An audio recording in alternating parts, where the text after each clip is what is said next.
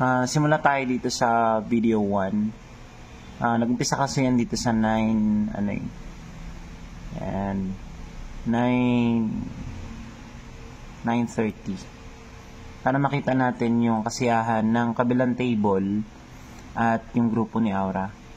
Well, basically, hindi naman sila magkagalit eh. Kumbaga magkakakilala yung kasama ni Aura at yung guy na involved. So, if you can see, ito si Aura na nasa cruiser. At saka ito yung guy na naka-gray. So, kung nakikita nyo, hinuhubad ng guy yung, yung pants niya. Kasi yun ang request ni Aura.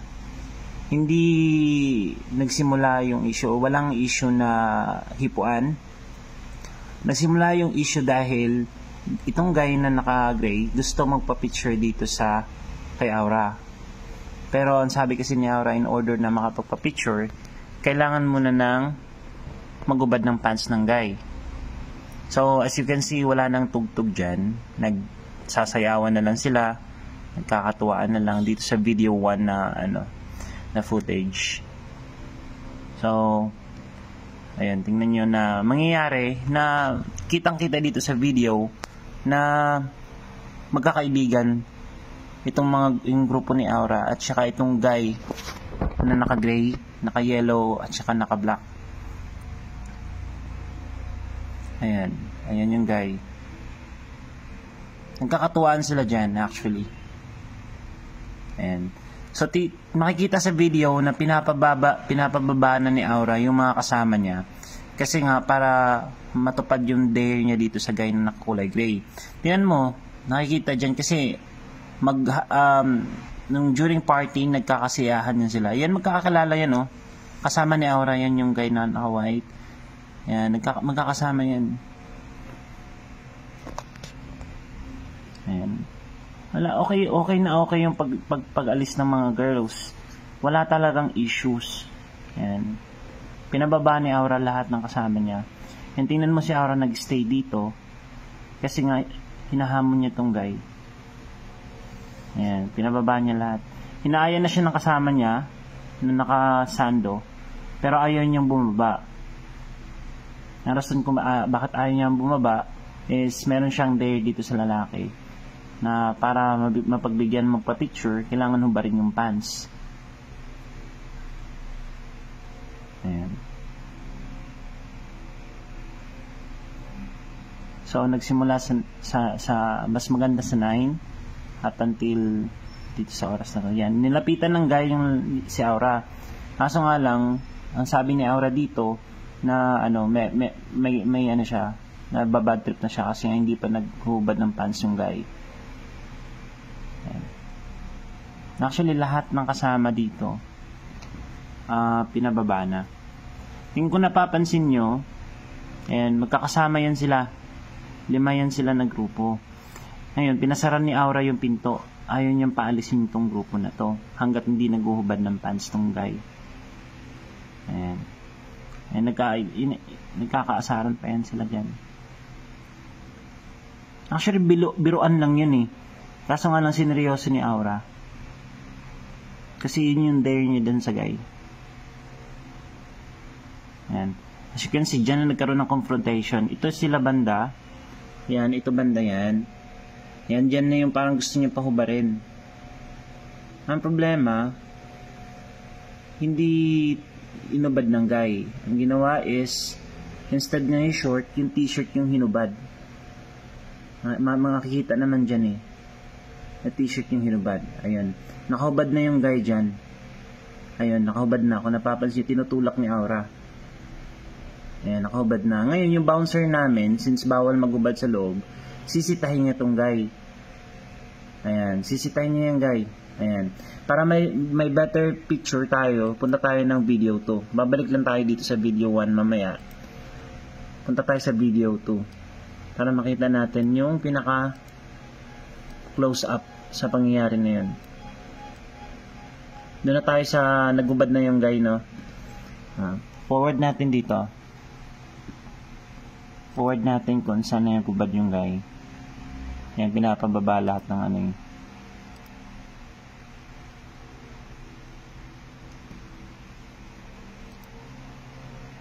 pagkakalam ko 1 ano.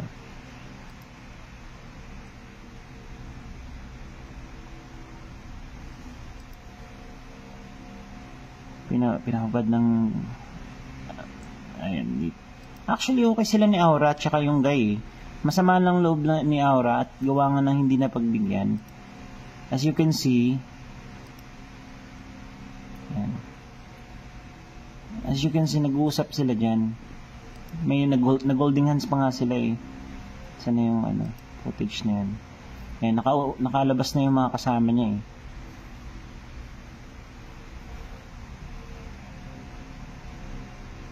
Yan. Magpapaalam na nga yung mga ano, yung mga kasama ni Aura.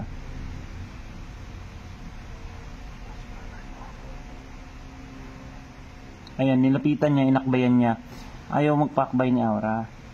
Kasi, actually, nung during party, masaya naman sila eh. Gusto niya lang talagang pahubarin yung guy. Kaso ayaw ng guy. Ayan. Oh, masaya pa sila, oh. Nakangiti pa nga si Aura, oh. Ayan, oh. Ayan, oh, pinasara niya yung pinto. Ayan. Okay nga sila eh. Nag-aan pa nga sila. Oh, nag-holdingas pa nga sila. Nagkukulitan lang yun sila.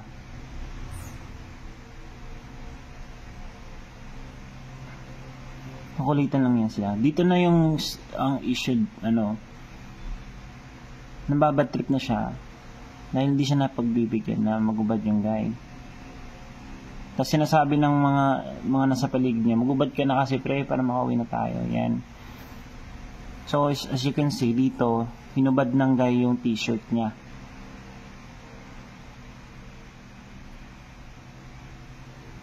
Tingnan nyo. Hinubad ng guy yung t-shirt niya. Ang gusto niya mangyari, isubarin yung short. Kaso nga lang t-shirt lang yung hinubad. Tutulak niya yan. Yan. So, yan. Tingnan nyo. Nakahubad yung guy. Ang gusto kasi ni Aura is yung pantalon.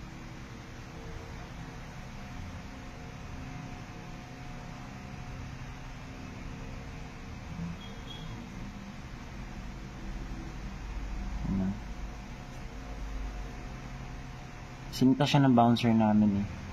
Dito na magsisimula yung komosyon dito sa loob. Nung papaalis na yung mga lalaki. So balik tayo sa video 1. Pero teka, play muna natin dito. Yan, hinihatak na ni Aura yan. Tingnan yung crosser. Hinahatak na ni Aura yan yung guy. Makikita naman dyan sa video kung paano hinatak ng guy. Ayan, nagkaroon sila ng rambulan dyan. Ngayon, punta tayo sa video 1.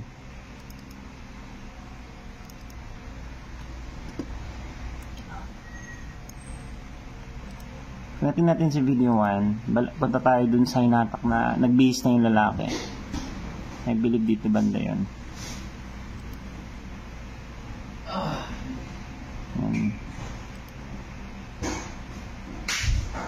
Ayan.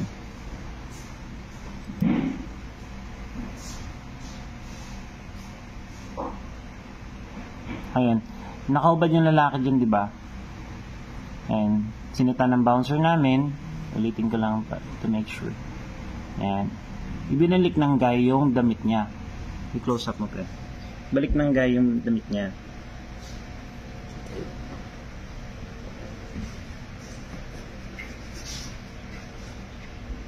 Ayan.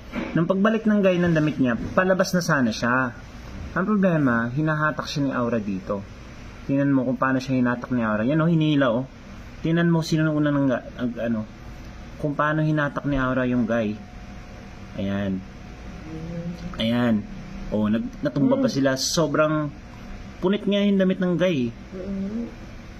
Galit na galit si Aura. Hindi niya pinapalabas yung guy hanggat di naguhubad ng short. Ng pantalon. Or pants. Ayan. Ito yung guy, tingnan nyo yung guy, ito, yan. Sa habulin pa yan ni Aura para itulak, yan. Tingnan nyo, kung sino yung unang nagalit. Sino unang naging physical, naging nag-aalboruto na si Aura dyan. Yan. Inawat na siya ng bouncer namin eh.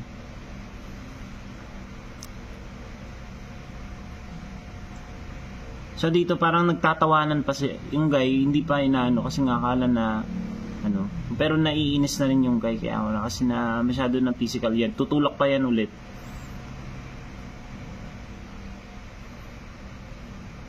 Yan, focus mo dito. Yan.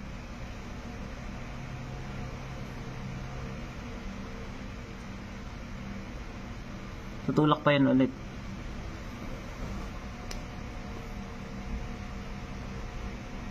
Gusto na umuwi ng guy. Actually, gusto nilang umiwas talaga. You know? Nag-self-defense na yung lalaki. Tingnan mo, tunulak pa. Ngayon, inaawat na siya ng bouncer namin. Pinalabas na yung guy. Itong mga bouncer namin, nag-responde agad para mapigilan. So, dito na tayo sa video 3. Dito sa video 3, makikita natin na ano, dito na tayo banda kasi palabas na yan sila eh. Forward natin.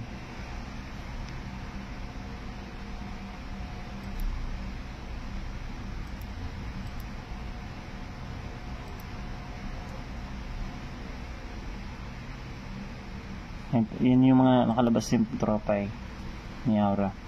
Yan yung pinasara yung ano, pinto. Ito na yan. Ay, hindi. Ayan o. Ito na yung parang nakalabas na yung guy, pinapalabas na ng bouncer namin. Yan, tinutulak ni Aura. Yan o. O. Tinaas na yung kamay ng guy. Ayaw mo laban nga, pero tinutulak pa rin ni Aura. Walang hipuan na nangyari. Yan o, ng bouncer namin. Responde agad yung mga bouncer namin para awatin si Aura. Alam na mga kaibigan ni Aura kung sino talaga yung may issue ng time na yan. Yan, tinutulak na ni Aura yung mga bouncer namin at dali-dali na umalis yung guy. Nakikita yan dito sa video 4. Dito sa video 4, makikita mo kung gaano ka-aggressive si Aura sa part na to. Na ano. Ayan. As you can see, bumaba yung dito, backward pa natin yung bumaba yung guy. Ayan. As you can see, bababa yung guy dito. Galing yun sa taas kanina nung pinulak siya. Tapos tinaas yung kamay. Ayan. Tumakbo pa yung guy dyan. Ayan si Aura. Ayaw talaga magpaawat. Tingnan nyo yung ano. Yung mga bouncer namin todo responde yan para maiwasan yung gulo. Ang problema yan. Kung hindi siya pinigilan, laglag siya dyan. Oh. Gusto talagang saktan yung lalaki dahil hindi siya napagbigyan. Yan. Tingnan mo. Tingnan mo. Ilang bouncer yan? 2, 3. Para maiwasan lang yulo. Ang problema nga lang, ang dami ng kasama ni Aura, 24. 24 na katao yung kasama ni Aura. Siyempre, pagka sinimulan ni Aura yun, pati yung mga kasama niya, ano din talaga. Ayun o. Yan o. Muntik pa siya malaglag dyan, pero nawakan siya ng bouncer namin. Pinipigilan siya ng mga kasama dyan, pero ayaw magpaawat. So, titingnan natin dito sa bandang entrance, makikita natin dito kung gaano ka-aggressive si Aura. Ito na yung video 5. Itong video 5, makikita natin dito na, ano, hindi, ano lang to, glimpse lang to na parang, napalabas na. Ayan na, ito. Makikita dito na rumisponde agad yung mga kasama ni Aura nung bumaba yun. Yan yung guy bumaba. Yan. Bumaba yung guy actually. Kawawa nga yung guy kasi punit-punit yung damit. Ayan. Ayan, bumaba na yung guy. Para umiwas lang sa gulo. Yan o. Ngayon, yan yung mga kasama ni Aura.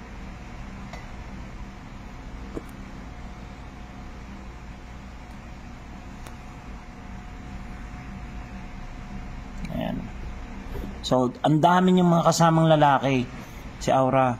Pati mga babae, yung mga babae na nagsiunahan ng bumaba. Nagsiakyatan ulit oh, yung may dalang rose. Ayan, nagsiakyatan ulit. Ayan. Tingnan mo kung gaano ka-aggressive si Aura. Ayaw magpapigil. Tingnan mo. Ayan. Sinasabi niya yan, gusto niya sapakin yung lalaki. Tapos dito tayo sa video 6.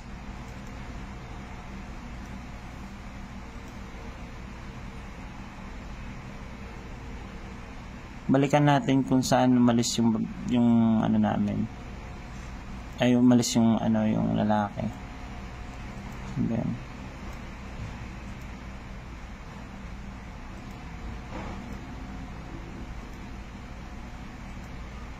yung babaeng ano dito eh. Umakyat, may dalang rose. Ayan, yun. Ayan yung guy. Tama. Ayan yung naka-gray na guy na lumabas na sa premises namin. Ayan, lumabas na. Mamadali nga siya kasi nga ayaw ng gulo. Tapos magsisiakyatan yan. Sabi ng guy dun sa labas na awatin si Aura. Kaya yung mga guy nagsipasukan sa loob. Awatin si Aura kasi ano, ayaw magpaawat. So makikita natin dyan na kung gaano siya ka-aggressive. Ayan, mga bouncer yan na nag-response agad. Nag-responde agad para maiwasan yung gulo. Kaso nga lang sobrang dami ng kasama ni Aura. At gusto niya talagang sapakin yung guy sa labas. O yan o, tinan mo kung gaano ka violent si Aura dyan. So balik tayo dito sa last part. Simula nang umalis yung guy sa ano.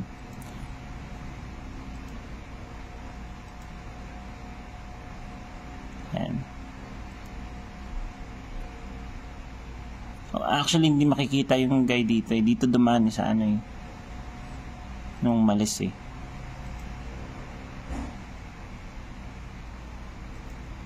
Ayan. Mga 1:45 ata. Ayan o, si Aura. Yan o. Ayan, di naman pigilan si Aura dyan. Doon na nagsimula yung gulo. Ngayon yung guy gusto niyang sugurin. At yung mga kasama ni Aura, wala na kaming footage dyan na ano, further doon sa unahan. Pero gusto ni Aura sapakin yung guy. Then dumating sa punto na nakisali na rin yung mga kasama ni Aura.